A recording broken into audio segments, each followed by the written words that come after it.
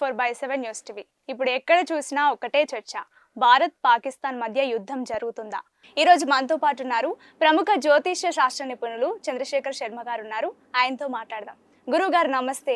నమస్కారం అమ్మా. ఎలా ఉన్నారు గురువు గారు? బాగున్నామమ్మా. గురువు గారు, ఇప్పుడు చెప్పండి, మనకు ఒక్కటే చర్చ ఎక్కడైనా, భారత్ పాకిస్తాన్ మధ్య యుద్ధం వస్తుందా రాదా? సో నేను కొన్ని డేట్స్ చెప్తాను, దాని ప్రకారం నాకు చెప్పండి. ఇప్పుడు భారత్ పాకిస్తాన్ విడిపోయిన date 14 August 1947 midnight. Pakistan the నక్షత్రం ఉత్తర, రాశి కన్యా రాశి. భారత్దేమో కర్కట రాశి, పుష్యమి నక్షత్రం. చెప్పండి గురుగారు. 24/7 ప్రేక్షకులకు ఒక ప్రత్యేకమైనటువంటి కార్యక్రమానికి స్వాగతం. మనమంతా కూడా ప్రతి హృదయంలో, ప్రతి మనస్సులో అనుకునేది ఒకటే. స్వప్న అడిగినటువంటి ప్రశ్న కూడా భారతదేశానికి పాకిస్తాన్కు మధ్య యుద్ధం వస్తుందా అనే ప్రశ్న అడిగింది. కానీ నిన్న నైట్ రాత్రి 1:24 దాదాపు యుద్ధం ప్రారంభమైందనే చెప్పుకోవచ్చు. ఆ యుద్ధం పేరు కూడా కొత్తగా పెట్టడం జరిగిందమ్మా. ఏమిటి దాని పేరు? ఆపరేషన్ సింధూర్ అనే పేరుతోటి ప్రారంభమైంది. మరి హిందూ తత్వాన్ని తీసే విధంగా ఆపరేషన్ సింధూర్ అంటే ఏ తల్లుళ్ళకైతే భర్తలను లేకుండా చేశారో పహల్గామ్ దాడిలో, అయితే స్వప్న ఈ పహల్గామ్ దాడి ఆ రోజు జరిగినటువంటి రోజు 22 ఏప్రిల్ మంగళవారం రోజున జరిగింది. అయితే ఆ రోజున జాతక ప్రకారంగా, జ్యోతిష్ శాస్త్ర ప్రకారంగా శ్రవణ నక్షత్రం వెళ్ళి ధనిష్ఠ నక్షత్రం వచ్చింది. మంగళవారం అనేది కుజుని యొక్క వారంగా చెప్తారు. ఎప్పుడైతే కుజుని యొక్క వారం మంగళవారం రోజున యుద్ధానికి సంకేతంగా అమాయకులైనటువంటి 26 మందిని బలి తీసుకోవడం, ముఖ్యంగా ఒక్కొక్కరిని నీ మతం ఏమిటి అని అడిగి చంపడం అనేది చాలా విచారకరమైనటువంటి విషయం. అయితే ఇక్కడ మంగళవారం కుజుని యొక్క వారం ఎట్లా ఉంటుందంటే, కుజుడు రక్తానికి, యుద్ధాలకు, ఇటువంటి వాటికి ఆయనే ప్రధానంగా చెప్తూ ఉంటారు ఆయన. అయితే ఎప్పుడైతే మంగళవారం నాడు ఈ పహల్గామ్ దాడిలో 26 మంది చనిపోయారు, చనిపోయినప్పుడు అక్కడ ఉన్నటువంటి పాపం పక్కకు భర్తలు చనిపోతూ ఉంటే 6 రోజుల కిందట వివాహమైనటువంటి ఒక నూతన యువకులు పక్కకు భర్తను పిలిచి కాల్ చేస్తూ ఉంటే ఆ తల్లి ఏడుస్తూ కనపడేది మనకు. ఇది హృదయ విదారకమైనటువంటి చర్యగా, ఒక పిరికి పందల చర్యగా మనం చెప్పుకోవాలమ్మా.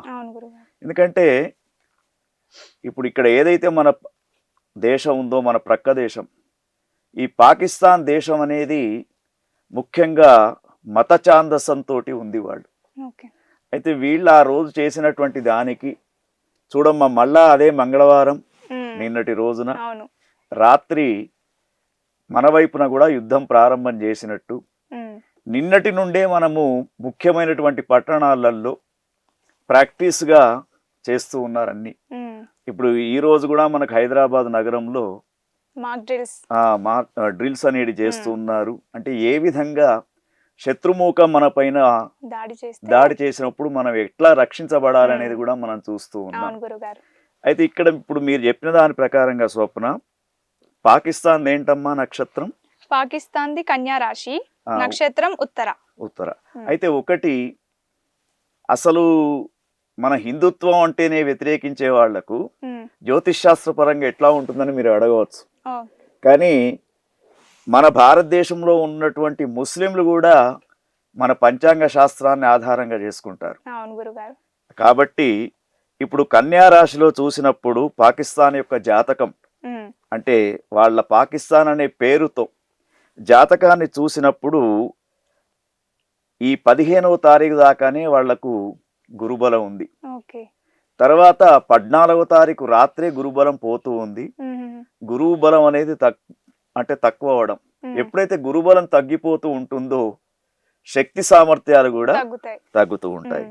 తర్వాత ముఖ్యంగా శని ఈ దుర్బుద్ధికరమైనటువంటి ఆలోచనలు, ఇంకొకరికి అహింసా మార్గంలో హింసా మార్గంలో చంపాలి, అహింసను చెడగొట్టాలనే మార్గంలో ఏదైతే వెళ్తున్నారో దానికి ప్రధాన కారకుడు శనిగ్రహం. ఓకే 7వ స్థానంలో శనిగ్రహం ఉన్నాడు. కాబట్టి అక్కడ ఉన్నటువంటి ఎవరైతే సైన్యాధికారి కావచ్చు, ఇంకెవరైతే ఉన్నారో వాళ్లకు యుద్ధం చేయాలనే కోరిక ఎక్కువగా సపోర్ట్ చేసే గ్రహం ఇక్కడ మనకు ఈ శనిగ్రహం. తర్వాత ఇంకొకటమ్మా స్వప్న ఏంటంటే, ఇప్పుడు రాహువు కేతులు కూడా మనకు ఈ 18వ తేదీ నుండి మారుతూ ఉన్నారు. రాహువు 7, 6 స్థానాల్లో, కేతువు 1, 12 స్థానాల్లో ఉన్నాడు. కాబట్టి జాతక ప్రకారంగా చూసినప్పుడు పాకిస్తాన్ వాళ్ళు అనవసరంగా వాళ్ళు తవ్వినటువంటి గోతిలో వాళ్లే పడే సూచనలు ఎక్కువగా కనబడుతున్నాయమ్మా. ఇకపోతే మనకు ఒక్కసారి చరిత్ర పుటలు తీసుకున్నప్పుడు మన భారతదేశం యొక్క ఏమిటమ్మా, భారతదేశంది కర్కటక రాశి, పుష్యమి నక్షత్రం. అయితే దీన్ని ఏమిటంటే, మనము భారతదేశానికి బ్రిటిష్ వాళ్ళు ఎప్పుడైతే మనకు స్వాతంత్ర ప్రకటన చేశారో 1947 14 రాత్రి అంటే 15 ఉదయం ఆ తేదీని తీసుకున్నప్పుడు అప్పుడు ఉన్నటువంటి లగ్న కుండల్ని గమనించినప్పుడు సంపూర్ణమైనటువంటి కాలసర్ప దోషం ఉంది మనకు. అట్లానే ఒక రోజు ముందు పాకిస్తాన్ వాళ్ళకి ఇచ్చారు, అప్పుడు కూడా వాళ్ళకు కూడా సంపూర్ణమైనటువంటి కాలసర్ప దోషం ఉంది. తర్వాత వృషభ లగ్నంలో మనకు భారతదేశానికి స్వాతంత్రం రావడం, పుష్యమి నక్షత్రం కర్కాటక రాశిలో మన భారతదేశం ఉండడం, పేరుతోటి మాత్రం ధనుస్సు రాశిగా చెప్పుకుంటూ ఉంటాం.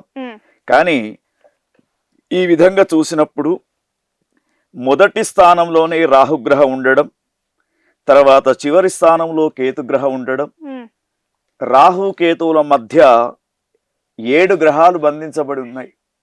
అంటే సంపూర్ణమైనటువంటి అనంత కాల సర్పదోషంతో మన దేశానికి స్వాతంత్రం వచ్చింది. పాకిస్తాన్ వాళ్ళకు కూడా అదే ఒక రోజు ముందు. అయితే ఇప్పుడు ఉన్నటువంటి డేట్ల ప్రకారంగా చూసినప్పుడు ఇప్పుడు మనకు భారతదేశానికి మళ్ళా కాలసర్ప దోషం కూడా ఇప్పుడు ఉంది. అయితే ఈ కాలసర్ప దోషం వలన అనేకమైనటువంటి నష్టాలు. కాలసర్ప దోషం మనందరికి కూడా తెలుసు. ఒకటి, ఎడ్యుకేషన్ బాగా లేకపోవడం, మ్యారేజెస్ సరిగ్గా కాకపోవడం, పిల్లలు పుట్టకపోవడం, యుద్ధ వాతావరణం ఏర్పాటు కావడం, ఇటువంటి అన్ని కూడా కాలసర్ప దోషంతో ఏర్పడుతూ ఉంటాయి. ఇంకొకటి ఏమిటంటే, ఇప్పుడు మనకు ఈ స్వాతంత్రం వచ్చినటువంటి తేదీని లెక్క పెట్టుకుంటే కర్కాటక రాశిని గమనించినప్పుడు భారత్కు ఈ 15వ తారీఖు దాకా మాత్రమే గురుబలం ఉంది. అంటే 11వ స్థానంలో గురువు ఉన్నాడు. తదుపరి 12వ స్థానానికి గురువు వచ్చినప్పుడు మిశ్రమమైనటువంటి ఫలితాలు ఇస్తాడమ్మా. తర్వాత శని 9వ స్థానంలో ఉన్నాడు, పర్వాలేదు.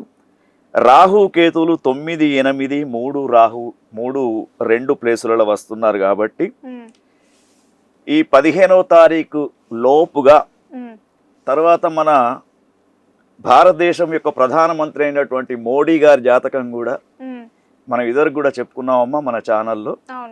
అతని యొక్క రాశి అనురాధ నక్షత్రం, వృశ్చిక రాశి. వారికి కూడా 15వ తారీఖు దాకా మాత్రమే గురుబలం ఉంది. కాబట్టి మరి ఈ విధంగా చూసినప్పుడు 15వ తారీఖు లోపల ఈ సర్జికల్ స్ట్రైక్స్ అవుతాయి.